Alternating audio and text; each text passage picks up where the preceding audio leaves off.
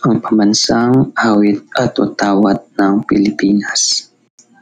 Lupang hinirang ang pamagat ng pambansang awit. Isinasalaysay ng awit ang pagkikipaglaban ng mga Pilipino para sa kalayaan. Ipinahayag din nito ang pagmamahal sa bayan at ang kahandaang ipagtanggol nito sa anumang pagkakataon. Alam mo na ba ang kahulugan ng liriko nito?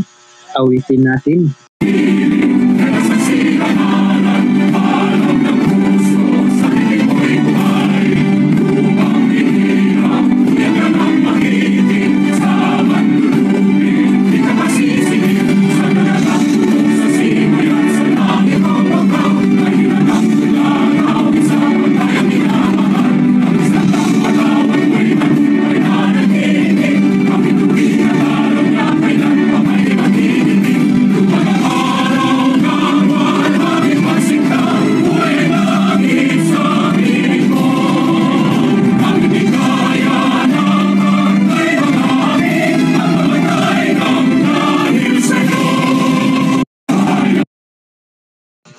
Si Julian Felipe ang gumawa ng himig ng pambansang awit sa kahilingan ni Emilio Aguinaldo.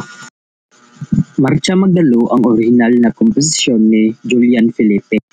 Hunyo 12, 1890, tinugtog ni Felipe ang komposisyon sa balkonahe sa mansyon ni Aguinaldo.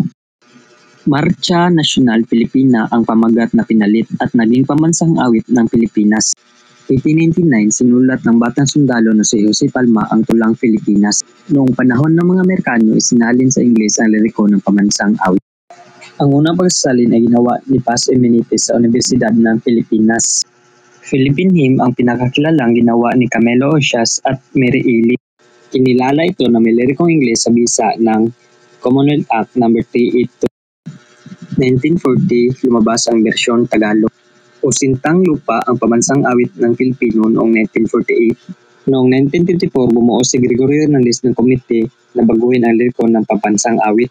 1962, may kaunting pababago sa liriko. Sa bisa ng batas noong 1998, nakumpirma ang bersyong Filipino ang pambansang awit at ito na ang gamitin ngayon. Dapat itong awitin sa tugtog at komposisyon lamang ni Julian Felipe. Dapat nadamdamin ang pag-awit ng lupang hinirang bilang paggalang. At habang umaawit ay lagay ang kanang kamay sa kaliwang dibdib at tumingin sa watawat ng Pilipinas.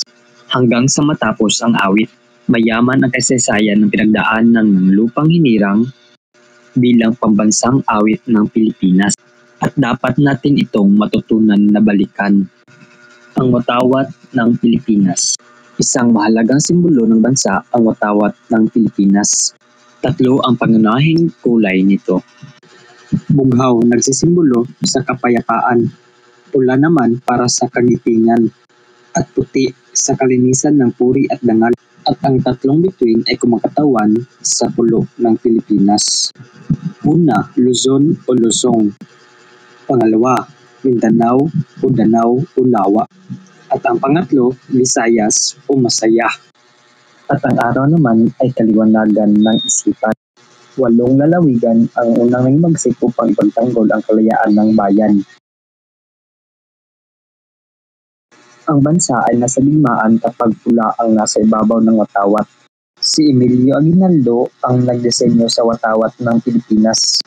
Tinahi ito sa Hong Kong ni Marcela Agoncillo, Rolinsa Agoncillo at Delfina Herbosa Natividad.